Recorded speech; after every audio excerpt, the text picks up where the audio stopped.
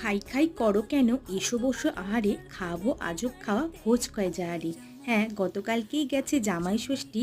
তো প্রতিটা বাঙালি বাড়িতেই জামাই ষষ্ঠী দারুণভাবে অনুষ্ঠিত হয়। তো আমাদের বাড়িতেও হয়েছিল। এরকম মা আর জামাইবাবু দুজন দুজনকে উপহার আদান প্রদান করলো।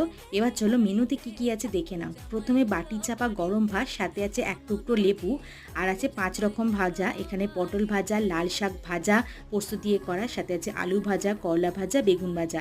এরপর ছিল মুগের ডাল, এটা নিরামিষভাবে বানানো। সাথে ছিল খুবই প্রিয় খাসির মাংসের ঝোল, আর ছিল পমফ্রেট মাছের ফ্রাই। এই রেসিপিটা কিন্তু তোমরা আমার চ্যানেলে পেয়েই যাবে। সাথে ছিল পাবদা মাছের ঝাল, ছিল স্যালাড, এখানে শসা আর গাজর দেওয়া হয়েছিল, ছিল আমের চাটনি, পাঁপড় ভাজা, আছে 6 রকমের মিষ্টি, আর আছে গোটা গোটা ফল। ফলগুলোকে কেটে দেওয়া হয়নি, কারণ ফলগুলো পরে কেটে খাওয়া হয়েছে, আগে কেটে রাখাটা ঠিক নয়। তো যদি ভিডিওটা ভালো লাগে লাইক করে দিও।